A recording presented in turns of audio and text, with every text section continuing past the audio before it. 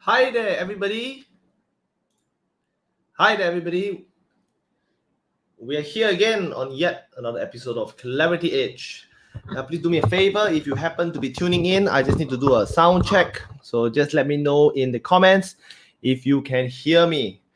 So if you can hear me, just do comment or like. And if you would like to support this channel, do share or start a watch party on your Facebook chat so that more people can understand a little bit more about stop talking and start asking questions. As salespeople and communicators, definitely precise communication is important. One of the tools many communicators use, they actually use questions. Okay, so let's just dive straight into it. Oh,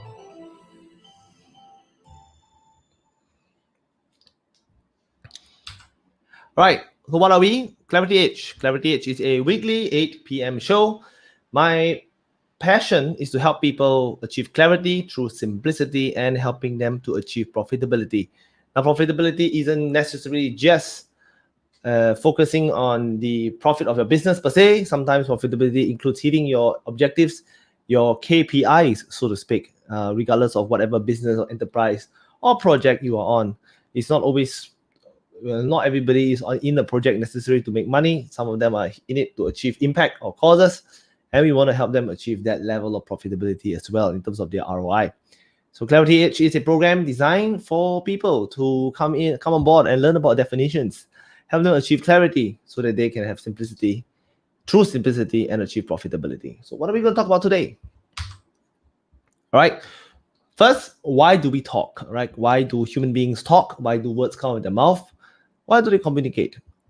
We're going to talk a little bit about making statements and versus asking questions. You know, what are the pros and cons? Why should we ask questions? Why should we avoid making statements? How does our brain react when we go through these elements?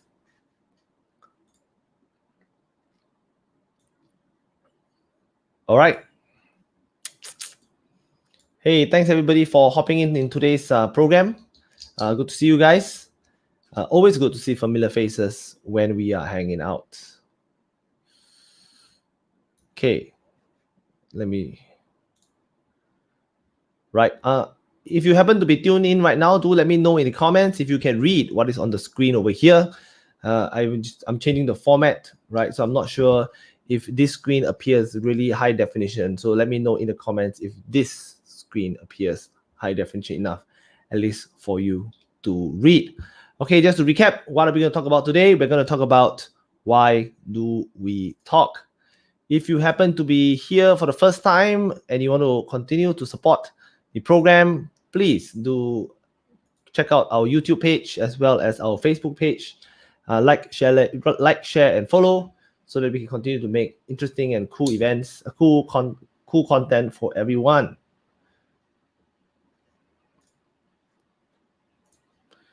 So, why do we talk? Da-da-da. Now, primarily human beings are social creatures. Now, what does that mean when we are social creatures? Social creatures means that we speak, communicate, we engage with each other. We want to know, right, what is going on with each other. So the word communicate has the word right? Common, right? So to communicate with you is to share something in common with you. That is, of course, the fact, the opinion, or the information. So the word communicate essentially basically is to create something in common between you and me. Let's communicate about our intention. That means I want you to know my intention, and I want so that we all share the same understanding of what I understand the intention is and what you understand the intention is. So the word communicate, base word common or com, essentially means create something in common, right?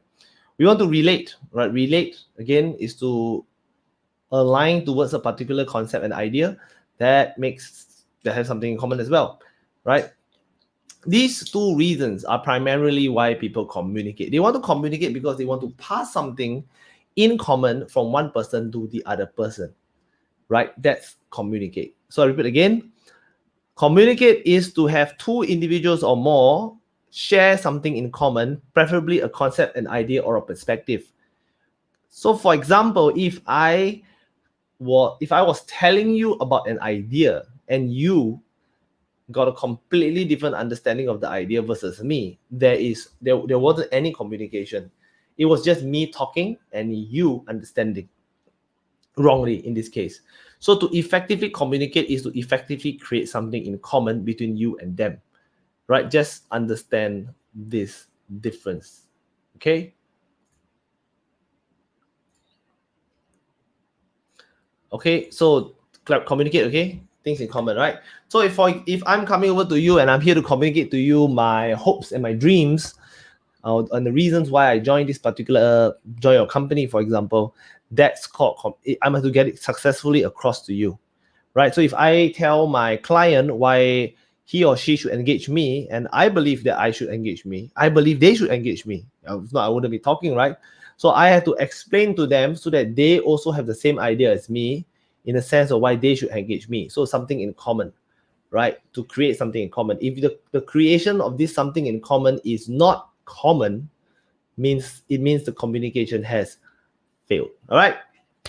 Now, in the world of communication, the reason for creating that thing that in common between two persons, normally it is because you want to influence the other person, right? So essentially, I want to influence you to take a particular action, to buy something, to do something, to go somewhere, and so on.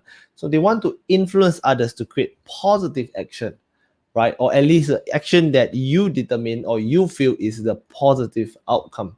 So why do people communicate? In as far as our business context is concerned, people communicate because they want to influence other people, right? Even when a baby cries, the baby cries, baby's trying to communicate, baby's trying to tell you they're either hungry, need a change, they are wet or they're uncomfortable and so on. That's communication, right? So communicate. People communicate because they want to influence other people. Okay. Now, the thing about communication and influence, okay, this paradigm, or rather this called this two different concepts, right? If you want to influence other people, you have to make sure they're open to your input, right? If they are not open to your input, it's very difficult to influence other people. Now, I have been in endless conversations in the past where I have sat across the table or across the conversation with another person, and the other person was just so insistent on being right. That means he wasn't interested in facts. He wasn't interested in information. He wasn't interested in listening. He wasn't even interested in communicating. He was just interested in being right. Okay, so that is where the paradigm that I draw from. Because sometimes when I coach people, right, then they say, "Hey, but Vernon, it's not what you think. Is what he said? He said this, and this is so wrong. I mean, I must correct him." Newsflash, ladies and gentlemen, if you're here to correct something that's wrong, guess what? There are too many things in this world that are just wrong. You will never be, you never have enough resources to address all the wrongs and misunderstandings in the world. You can only do so with people and individuals who are open-minded enough to continue the conversation and continue the engagement with you, right? So what am I trying to say here? What I'm trying to say here is that in the world of communication, I want to create something in common with you. If I want to create something in common with you, me and you, we have to have an open channel. If for some reason I'm so bent on being right, I just keep insulting you, keep offending you, keep pissing you off, then you won't be open to listen to me, and you won't be in a situation where I can influence you because you're shut off, you're closed off, right? So that's what I'm trying to say. Okay. All right. Okay. So just again to understand, to reiterate, right? Don't try to be right. Okay. Aim for communication. Aim for influence. Now, the word influence, right, is a celestial word. Celestial in its like sky and the universe, right?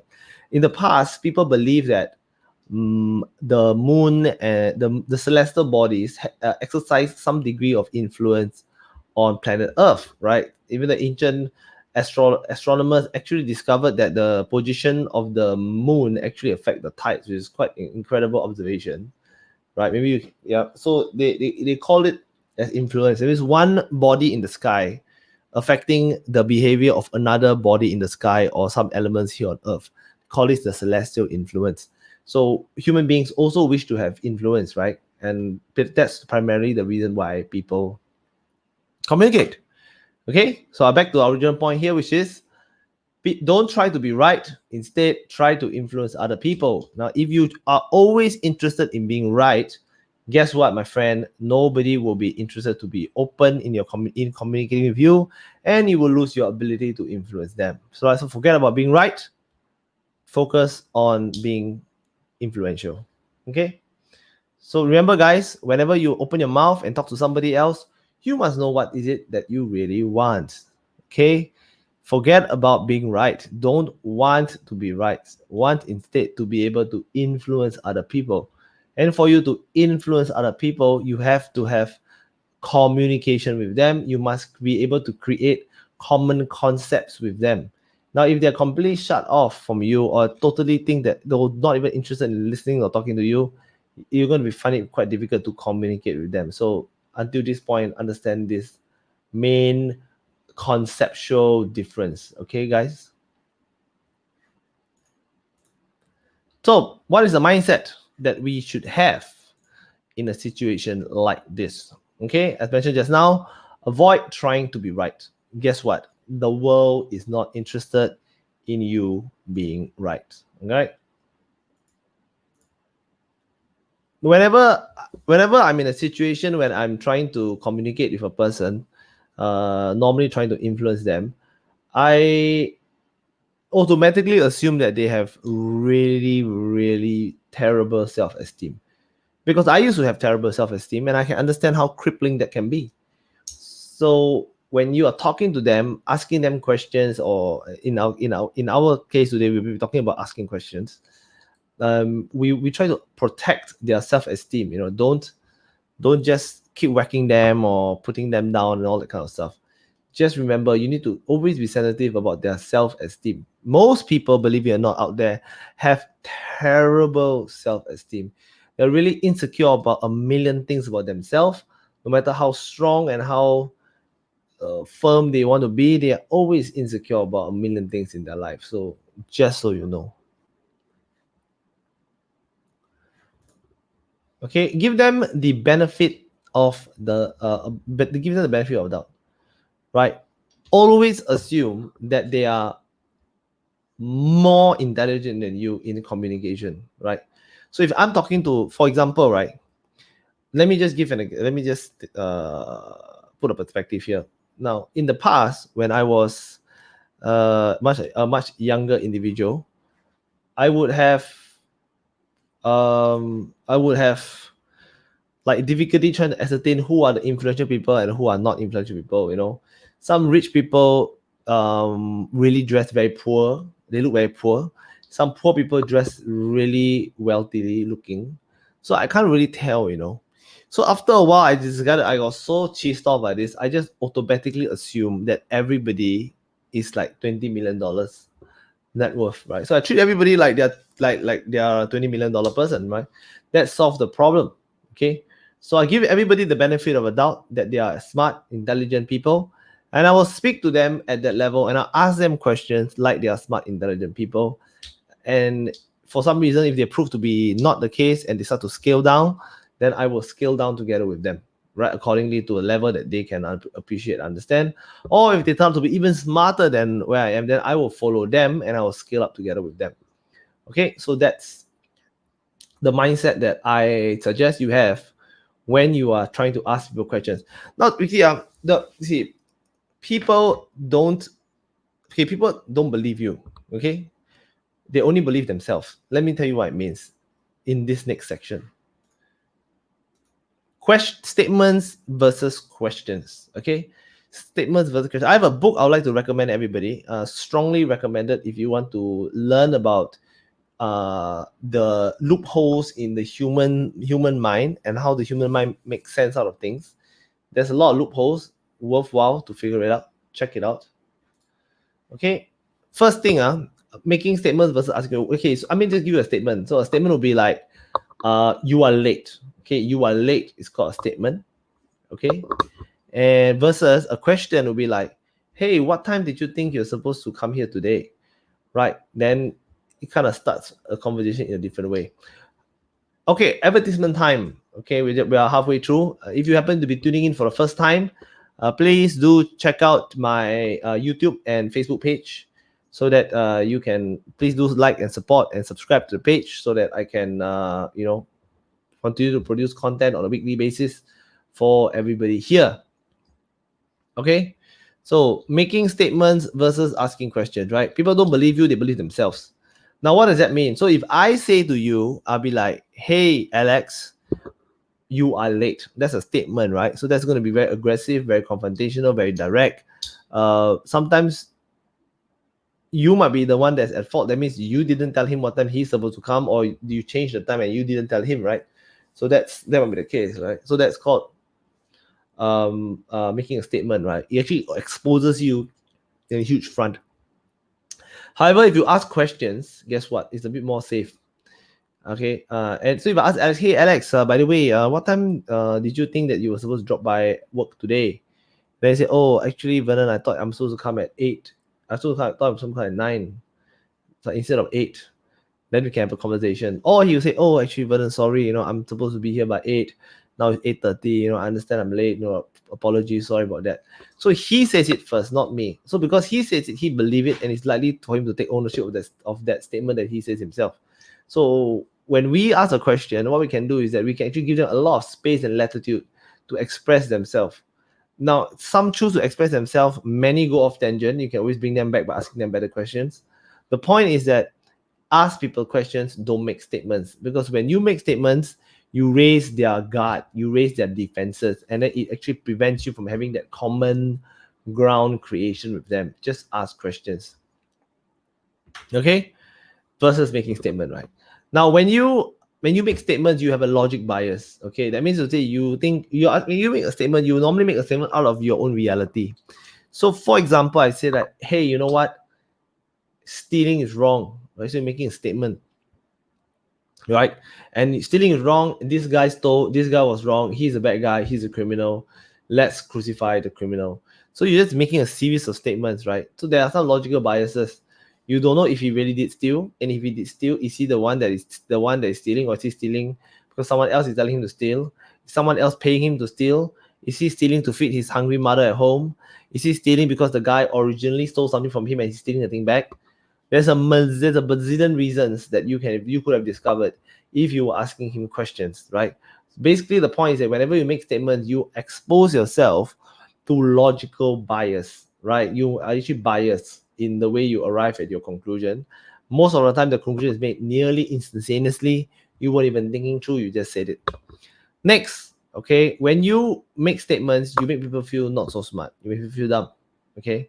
However, when you ask questions and people are able to come up with answers to the questions, they feel quite good about themselves, and they feel smart, right? So it's always good to make people feel smart.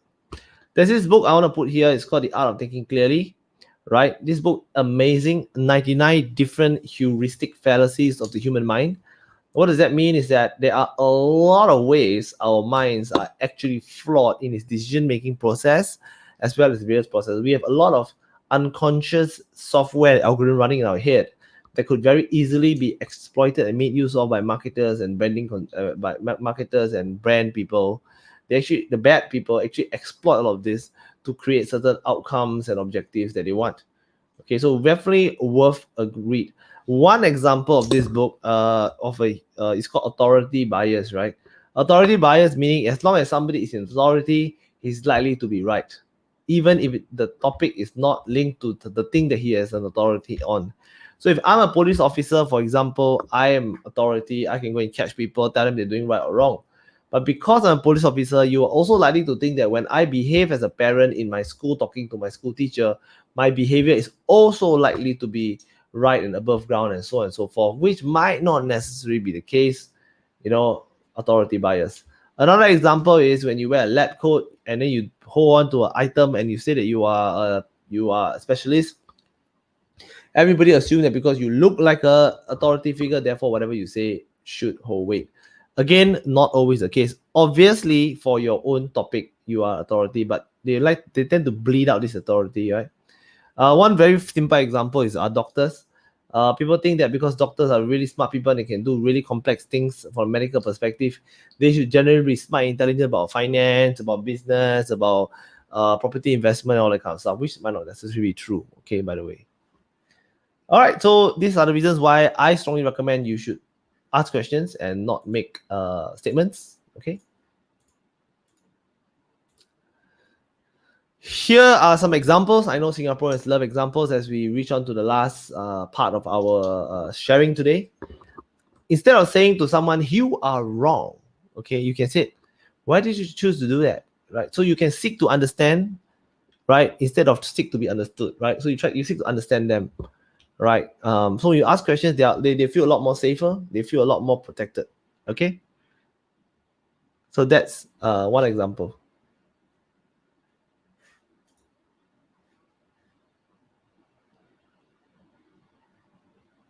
Okay, so another example.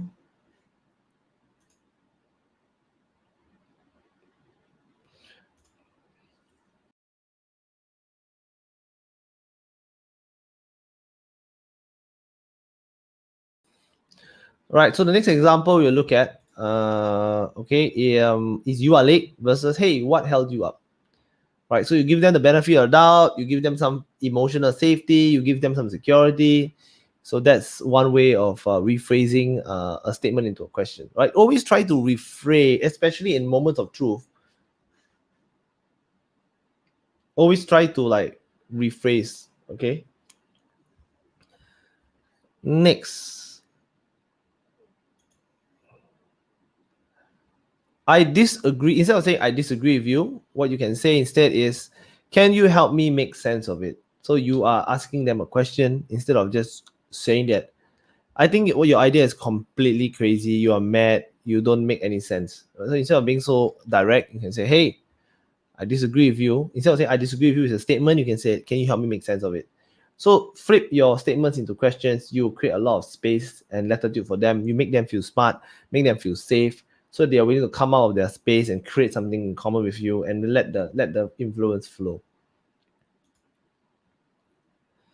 Instead of saying the idea won't work, all right, you can say, have you experienced success with that approach? So then they will say, actually, it's my first time. I have no idea how it works. And then you can have the conversation more productive moving forward in that direction. All right. These are some assumptions that we should, these are some assumptions, okay, that I, in my mind, adopt whenever I'm in a situation where I have to make statements. And I always try to not make the statements.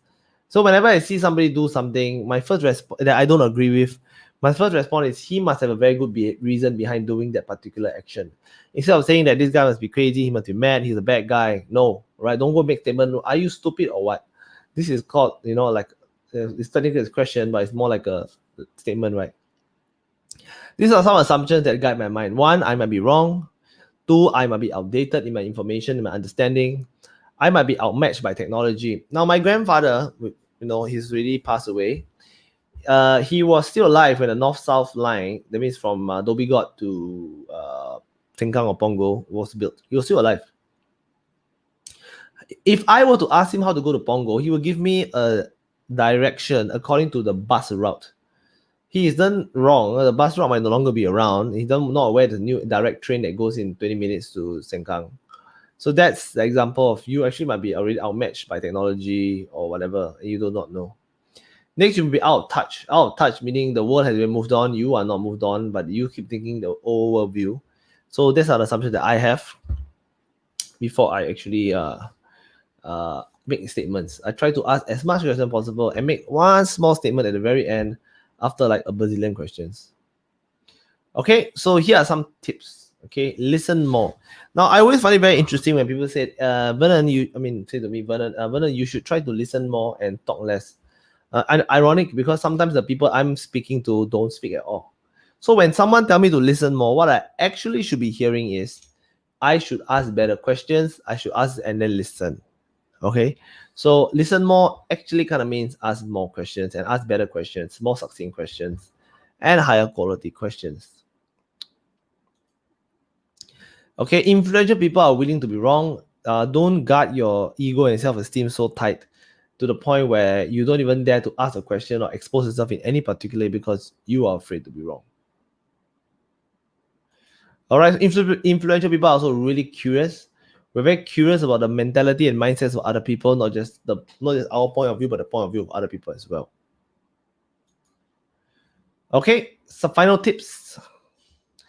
Don't make an enemy, make a friend. All right, when you make statements, you tend to make enemy. When you ask good questions, you tend to make a friend. Ask questions to reveal the assumptions that they have or you have. Address the assumptions and you remove the legs away from the assumption. And last but not least, you discover you discover the motivation behind their particular action, thoughts, or deeds. Direct the motivation, not the action. Now, what does that mean? It means that whenever you want to influence other people, you ask questions. Don't ask questions about you can ask questions about action, but your objective is to dig deeper until you find the motivation behind the action. So, for example, is they say like, hey, why did you buy a BMW? Or why did you choose the brand BMW for your car?